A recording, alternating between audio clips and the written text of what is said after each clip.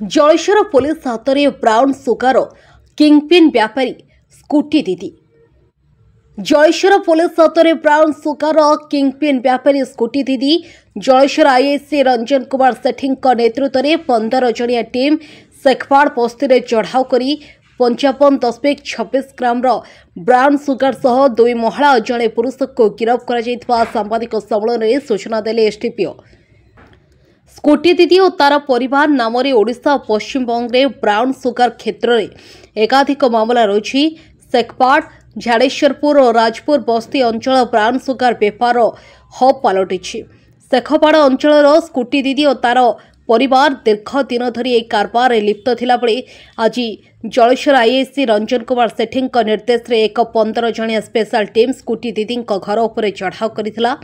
ଚଢ଼ାଉ ସମୟରେ 55.26 ଗ୍ରାମର ବ୍ରାଉନ୍ ସୁଗାର ତାଙ୍କ ଘରୁ ମିଳିଥିଲା, ଯାହାର ଆନୁମାନିକ ମୂଲ୍ୟ 5,50,000 ହେବ ବୋଲି ଜଳେଶ୍ୱର ଏସ୍ଡିପିଓ ଦିଲ୍ଲୀପ କୁମାର ସାହୁ କହିଛନ୍ତି। ଝାଡ଼େଶ୍ୱରପୁର ଅଞ୍ଚଳରେ ଆମର ରେଡ୍ ହେଇଥିଲା। ଉକ୍ତ ରେଡ୍ରେ ଜଳେଶ୍ୱର ଥାନାର ଗୋଟେ ସ୍ପେଶାଲ ଟିମ୍ ରେଡ୍ କଣ୍ଡକ୍ଟ କରିଥିଲେ ଆଇଆଇସିଙ୍କ ନେତୃତ୍ୱରେ।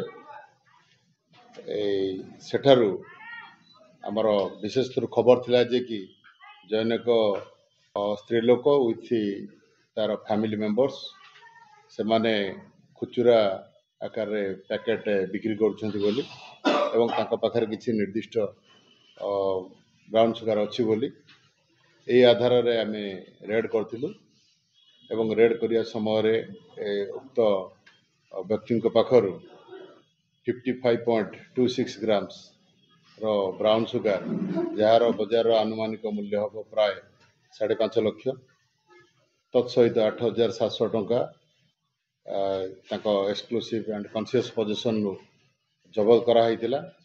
ଯାହା ଯାହା NDPS ଆକ୍ଟର ପାରାଫିନିଆ ଅଛି ସବୁ ମେଣ୍ଟେନ୍ କରାହେଇକି ସେମାନଙ୍କୁ ଅଟକ ରଖାଯାଇଛି। 2 ଜଣ ମହିଳା ଅଛନ୍ତି ଏବଂ ଜଣେ ପୁରୁଷ ଅଛନ୍ତି। ସେମାନେ ସମ୍ପର୍କରେ ଝିଅ ଯିଏ ହେବ ଉକ୍ତ ପୁରୁଷ ଆଉ ସ୍ତ୍ରୀ ଲୋକଙ୍କର ଝିଅ ହେବ, ବାପ ମା ଏବଂ ଝିଅ। ତାଙ୍କୁ ଆଜି ଆମେ କୋର୍ଟରେ ନେସେସାରୀ ମେଡ଼ିକାଲ ଏକ୍ଜାମିନେସନ୍ ପରେ ପ୍ରଡ୍ୟୁସ୍ କରିବୁ। ଏ ସଂକ୍ରାନ୍ତରେ ଜଳେଶ୍ୱର ଥାନାରେ 584 ନମ୍ବର କେସ୍ ରୁଜୁ କରାହେଇଛି ଏବଂ ଯାହା ଯାହା NDPS ଆକ୍ଟର ପ୍ରାବଧାନ ଅଛି ସେଇଥିରେ ଆଜି କୋର୍ଟକୁ ସେମାନଙ୍କୁ ପ୍ରଡ୍ୟୁସ୍ କରାଯିବ। ଜଳେଶ୍ୱରରୁ ମନୋଜ କୁମାର ଭୂୟାଙ୍କ ରିପୋର୍ଟ, ଅପରାହ୍ନ ଲାଇଭ୍।